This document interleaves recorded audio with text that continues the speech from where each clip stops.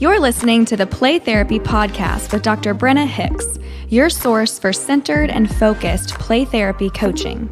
All right. Hello, everyone. I am so excited to be with you all. I know we have a lot more registered that are probably going to be hopping on, but welcome to those of you that are here right at 2. I'm really excited to have this live event. This is our first time. So really looking forward to that. And I'm really excited for you to be here. Thank you for registering. And I just realized I need to share my screen. There you go. So thank you for being a part of this.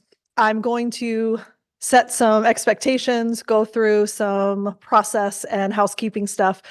Then we will dive into the podcast and then we will open it up for Q&A. So first, let me say there are almost 150 people registered for this event. So as we get more and more people in the call, it's going to be important that we all keep our mutes on, please. So if you can just make sure that your mute is on unless you're asking a question, that would be really helpful. And we are going to take advantage of this opportunity. I ask for your grace and your patience. This is the first one we've ever done, and I've never had this many people that are going to be on a call before. So if we have some hiccups or some tech issues, or we're just not really solidified on our process, it's just because it's new. But I do want to actually share a couple of forecasting thoughts with you. The overwhelming response to this live event has just absolutely surprised me in the best way. And that leads me to believe that this is something that we need to do more often. So I want you to be aware that we are going to likely schedule these probably at least quarterly, maybe even monthly moving forward. And let me share a little bit of my heart. I want you to understand kind of where this came from and the origins of this whole live event. The first piece of this was when I did the meetup in Atlanta at the conference. And it was so amazing for me to put faces and names with listeners. And it was the connection and the relationships and the interaction that meant so much, because I know you all feel like you know me very well because you listen to me all the time. I feel like I know you from a distance, but I would like to have a more personal connection. So that's one of the reasons why we did this. We kind of brainstormed, how can we connect with more podcast listeners? And the live event was kind of birthed out of that. But here's a much more, I think, real and relevant reason as well. So many of you reach out to me and tell me that you feel lonely. So many of you reach out and say you feel very alone doing CCPT. You feel unsupported. You feel misunderstood. You don't have the tribe that you wish that you did. And I want these events to help you feel that you are not alone. And there are tons and tons of CCPTs that are like-minded and that are in the exact same level of passion and desire and commitment to the model as you. So that's kind of where this is all heading. And I look forward to many more of these events. The thing that I love the most about podcasting is the intimate connection with you all. I really, truly feel every episode that I am talking to you directly.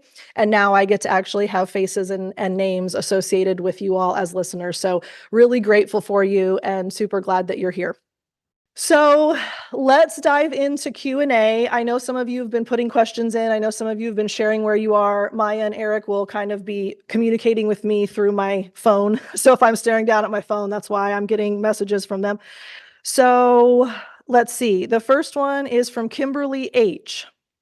Sure. Hi. I am a school-based therapist in a middle school, so ages 11 to 14. I've got a fully equipped playroom and practice CCPT. Most of my clients engage through play, but each year I've had a handful that only talk. I still am CCPT. That's my mindset. Use those reflective responses. But I'm curious if I can ethically say that the therapeutic modality in a treatment note is CCPT, since from the client's end, they are only talking, they're not engaging in play, even though my response to them is CCPT. Okay, helpful. So the short answer is yes. And the reason why the answer is yes is when we document, it is from a clinical and theoretical perspective. So if you are not deviating, and let me, for the rest of you all, let me make sure this is known. When we work with 12 to 14, that is actually still considered CCPT age appropriate. but often the client modifies it themselves. So they move more toward activity-based and more toward conversation.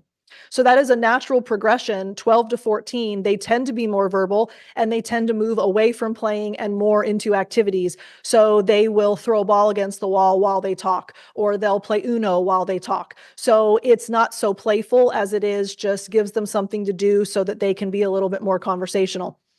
That is still within the age range of CCPT with the modifications. And as long as you are still adherent to the model, you would still want to be clear that that is the clinical approach that you're using. It doesn't matter because, look, it's predicated on the child is in charge, the child knows what they need. So if a 14-year-old comes in and chooses to play, or if a 14 comes in and chooses to talk, it's still CCPT. You're just following the child's lead and honoring the fact that they know what they need to do and how they need to do it. Thanks for the question, Kimberly. Okay, let me see. Let's see who's next in here. We've got Brooke M. Hi, my name's Brooke. I currently work in a group office, and I specialize in trauma of all ages, but I'm only CCPT with my littles. And my question has to do with how we address ongoing parentification of our clients during those parent check-ins and with the parents, specifically those who are parentifying their children due to external strenuous circumstances like isolation or chronic illness. Okay. Hi, Brooke, by the way. So I think in that scenario, one of the things that we're always trying to do when we meet with parents is psychoeducation and equipping them with what they need to know, even if they don't know that they need to know it. So here's what I mean by that. Often the goal of the consultation is to provide perspective, to provide objectivity, and then equip them with different approaches or some insight, some awareness that they didn't have before, and always clearly tied to CCPT principles. So I think that a lot of that is about normalizing. It makes sense that you are in this situation. I mean, a lot of what we do is validation. We reflectively respond to parents just like we do to kids. So when we meet with parents, often it's validating and it's seeming understanding and kind of helping them feel that we get it. Yet at the same time, our number one goal always is advocate for the child. And it's really unhealthy for a child to be parentified.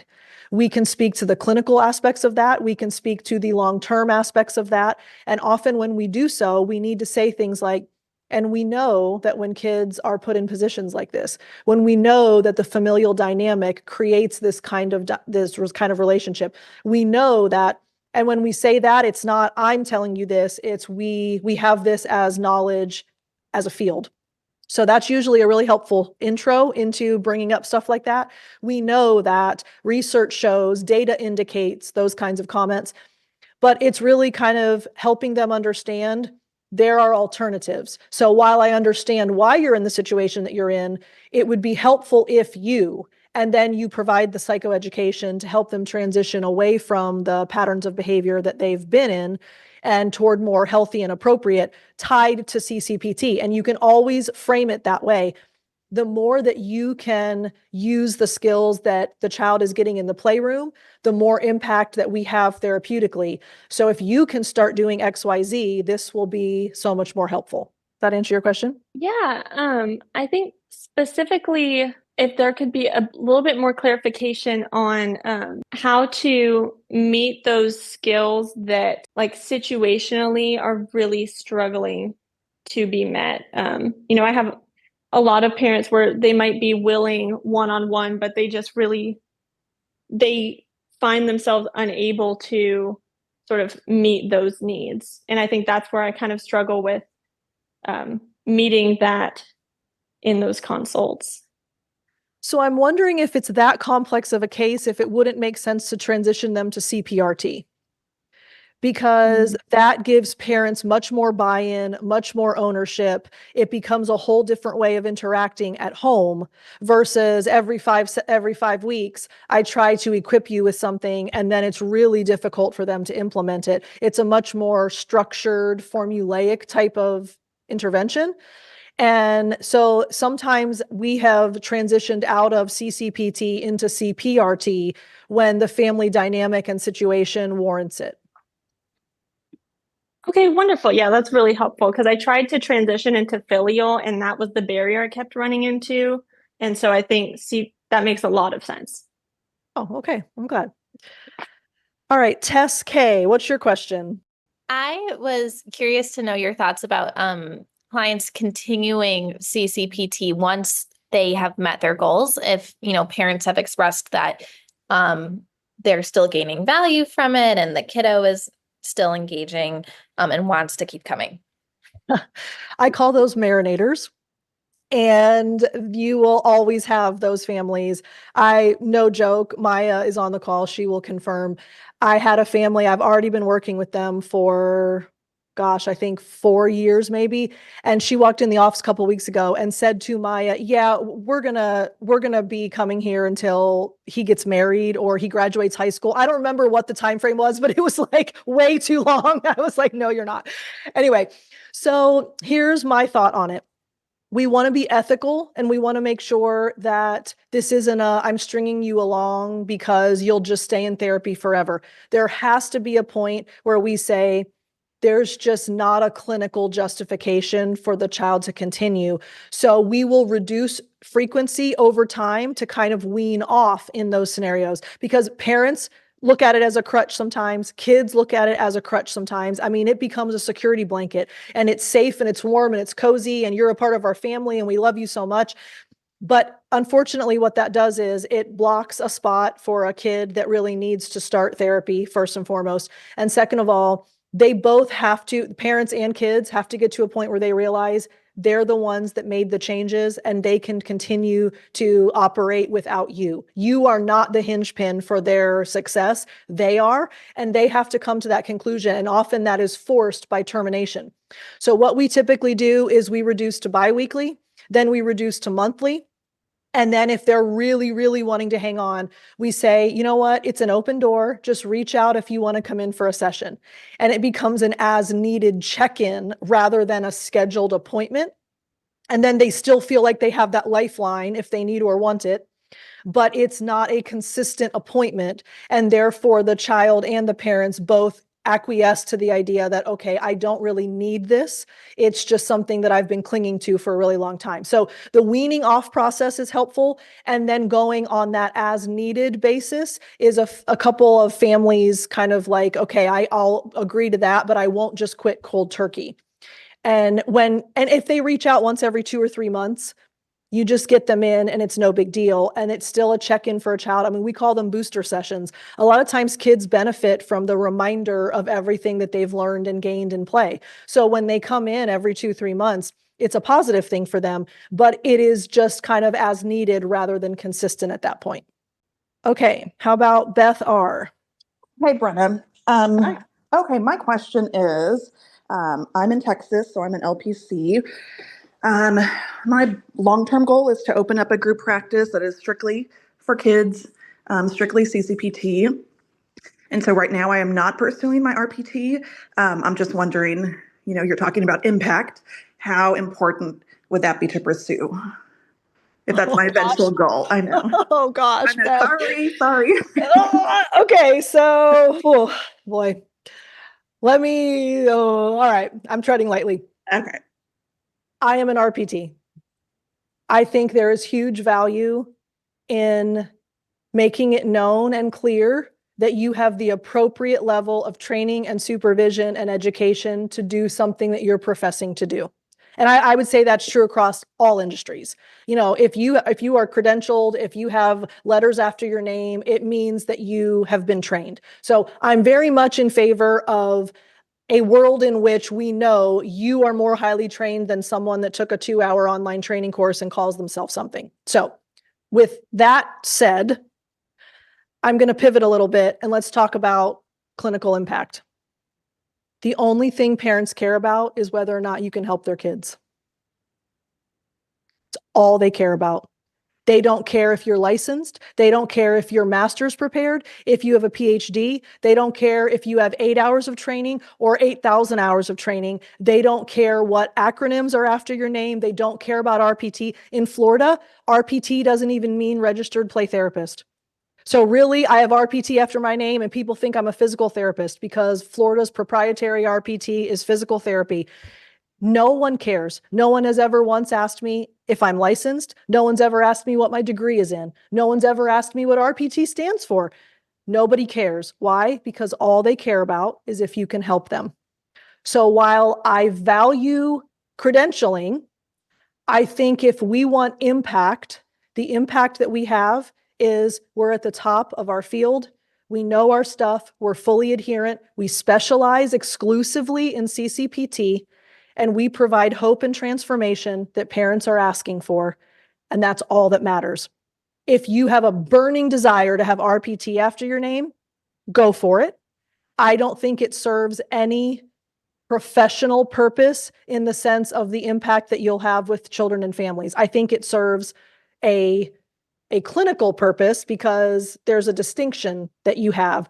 But in the way of impacting your community, I don't think it has the weight that you would worry about it. Okay, is that, yes, I understand and I agree with you 100% on impact on families and kids. What about as a business owner? So having a group practice that is CCPT. If you know your stuff and you can supervise your clinicians and you make them adhere to the model and you make sure that everyone is trained exactly the same way and executes exactly the same way, it doesn't matter what letters are after your name. Okay. Okay, that is super helpful. I appreciate it. You're welcome. All right, Mally M. I'm a master's clinical mental health counseling student, and I am about to start my internship with a public school district. And I recently found out that I'm only going to be seeing kids ages 11 and up. And you actually already touched on this with the first question, but I was just wanted to hear your thoughts on how CCPT tenets and principles can apply to older kids and teens. Sure. All right. So sweet spot is 3 to 12, but it works up to 14. So 11 to 14, you're kind of in that. They're developing abstract reasoning. They're getting a little bit away from all of the emotional. They have a little bit of cognitive function at that point. They're a little bit more conversational. There's all kinds of shifts that are taking place. So really what you need to do is you make sure that you have older child options in your playroom. So you want to have games that are well suited for older kids. You want to have card game options. Would you rather game is a really big hit with teens. Thumb balls, really big hit with teens. Bop it, any kind of like challenging, like the mazes that are in the sphere and like you have to follow the ball down the track, whatever, like anything that challenges older kids. And really, the beauty of what we do is we know from research that as long as a child's hands are engaged, actually a human, doesn't matter what age, as long as a human being's hands are engaged in doing something, their inhibitions are lessened and they're more comfortable talking.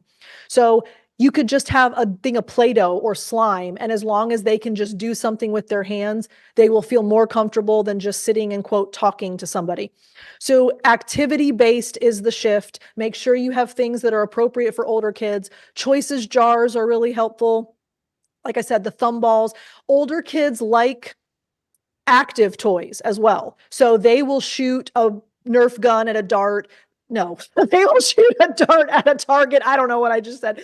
They will try to do any kind of self-challenging type of play, like get the Velcro on the thing. They'll do bow and arrows. So active play is usually pretty well suited for older kids as well. But be mindful that they're going to do a hybrid of talking and activity. And that's just the natural progression of working with older kids. Definitely. Okay. Thank you so much. Sure. All right. Julia H. Hi, Dr. Brenna. Hi. My question was, so I am transitioning from being like a traveling CCPT to being in a position where I'll have an office. And I was just wondering what your suggestions would be for, organizing toys, toy selection. I have like a basic kit, but, kind of building that up. And then part 2 of the question is also, I'm kind of trying to think through any common limit setting scenarios so I can be prepared and not just have to kind of fly off the handle with that. So are any differences you can think of from being in the field to being in an office-based scenario when it comes to ACT? Okay. Well, let me start with that one because that's an easier one. You will actually find it far less necessary to set limits in an office. It is so much easier to regulate the environment, to control the environment. They can't run off and do random things. You're in a closed location. There's not interruptions. There's not pets and people. And it's so much easier to not set limits when you're in an office. So I actually think you'll find you don't set nearly as many. And really, we go back to, I have to be safe, you have to be safe, the toys can't be broken on purpose. If none of those scenarios are happening, you don't even need to set limits. So your standards are going to be the child's in danger, they're doing something that could hurt themselves or you, or they're purposely doing damage in the playroom. That really only happens here and there. So, I mean, there are weeks that go by that I don't set one limit at my office. So I think you'll find that far easier when you're not traveling anymore. As far as setting it up, I think you need to look at the layout of the standard CCPT room. So you want all your acting out aggressive toys together. You want all your real life toys together. You want all of your creative artistic toys together. And then you want to make sure that there's a rug in the center to indicate the play boundary. And then the rest of it, you just kind of, fill in as you go. However, here's my number one tip. Your playroom needs to be neutral. In other words, don't personalize it for your taste. Don't put all kinds of artwork on the wall. Don't put sayings up that are like really friendly and happy about kids.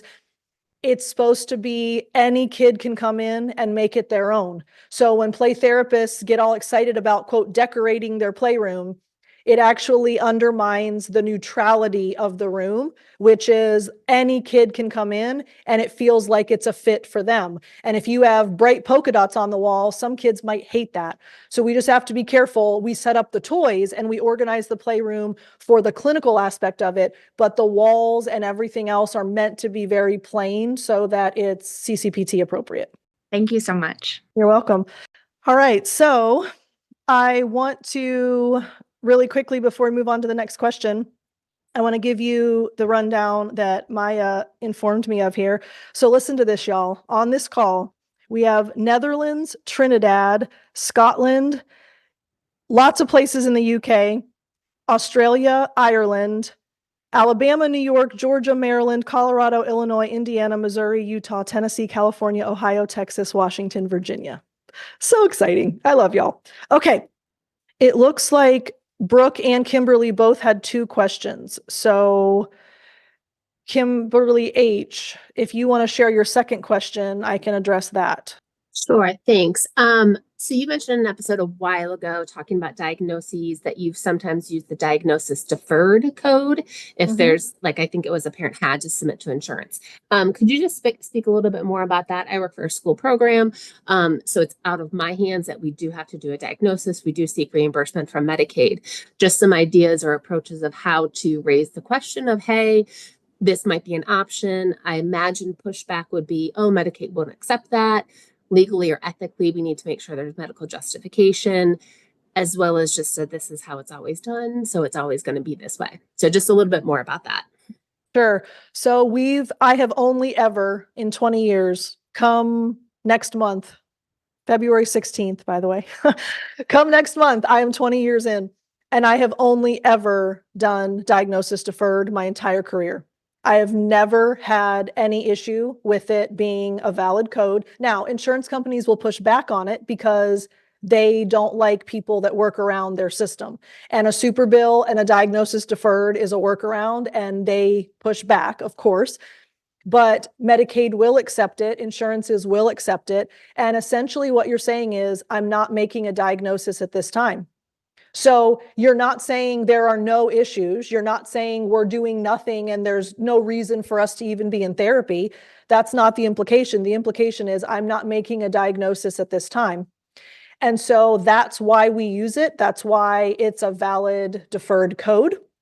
And let me see what else. You had other components of that. So yeah, you get pushback, but it's not because they won't accept the code. Yes, parents do not want a diagnosis. So that's actually one of the reasons we use that. And that's one of the justifications that we give is if we go through standard insurance process, we are required to diagnose, and that's on a permanent mental health record for a child. And many parents do not want that. Now, the parents that are seeking diagnoses, they're more than welcome to go get one somewhere else, but it's not going to come from me. So I make it very clear from the get-go, I do not diagnose. I mean, I'm legally able to, but I do not diagnose. And if you need to pursue evaluation or assessment, that's something that, you can absolutely do, but that's not going to come from us. So I think that is just kind of the standard part of our process. And yes, that is very much. Okay, so I've made a career. I talk about this all the time on the coaching program.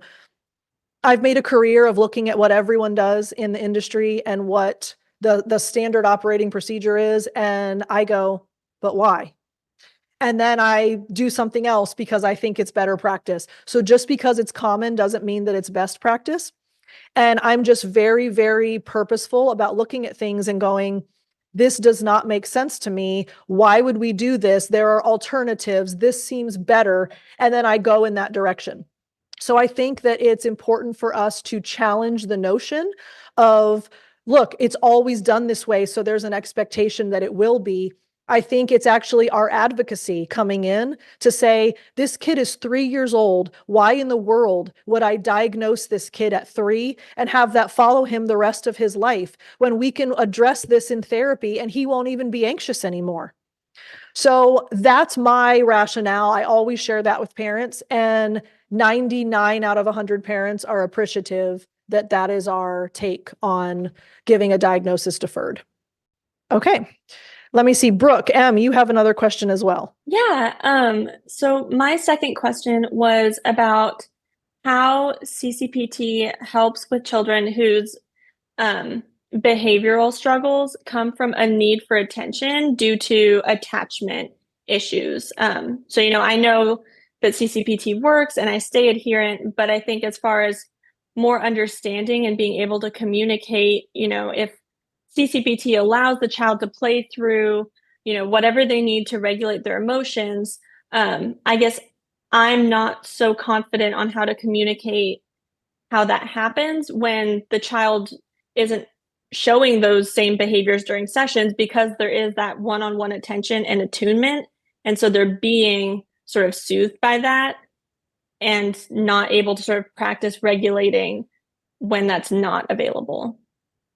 Sure. So that's actually a multi-layered question, so I'll do my best to unpack it. I think first and foremost, we understand that CCPT works because of the relationship in the environment, right? It's a unique environment and it's a unique relationship. Self-actualization, the core conditions, Rogers' tenets of these are the things required for us to self-actualize. So it doesn't really matter that it's isolated to the playroom. There will inevitably be carryover as the child self-actualizes. So that is like an irreversible process. As the child becomes a better version of themselves, it spills into all of these other arenas and environments and relationships, et cetera. So it's predicated on self-actualization takes place.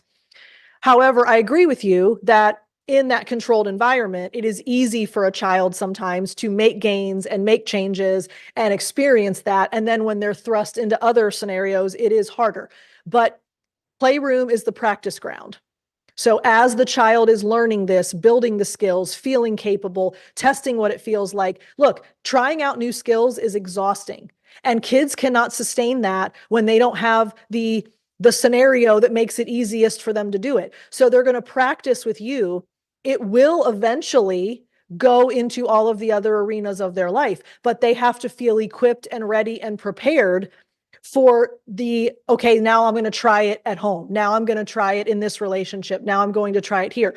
So I think explaining that is usually very helpful, that it's a practice ground where nothing matters, so that when it does matter, they feel more equipped and confident. And then I think the big picture of the whole thing is when it's attachment, especially, the relationship is so important with all of the other people in that child's life. And that's where the advocacy comes in and the psychoeducation for other adults, because we can't ever expect, this is I'm glad I'm actually live because I do this when I podcast and you never see it. So kid starts here and parent starts here. Kid makes all this progress, all this work, does all of this stuff in therapy. There's only ever going to be a midline where the child can get to. If adults, caregivers, other stakeholders never move and they just want, quote, the child to get better, well, there's still this gap. So what we always want is parents actually do their work, and parents put in the time and the energy and the effort, and they make changes. Now, the client is the change agent in the family, unequivocally. It's the legal scales of justice, right? So when the child starts to make changes and adds a pebble or takes a pebble away, it naturally forces the other side to change too. So there is an element of change begets change. Yet we have this sense of kids going to move.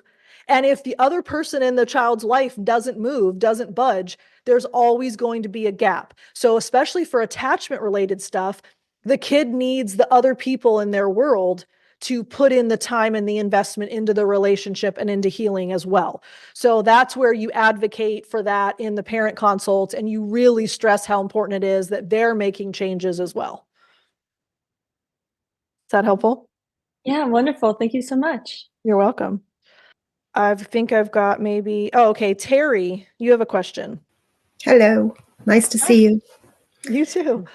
Yeah, my question, I forgot now, I have a few, but I'll only ask the one because I only asked for one.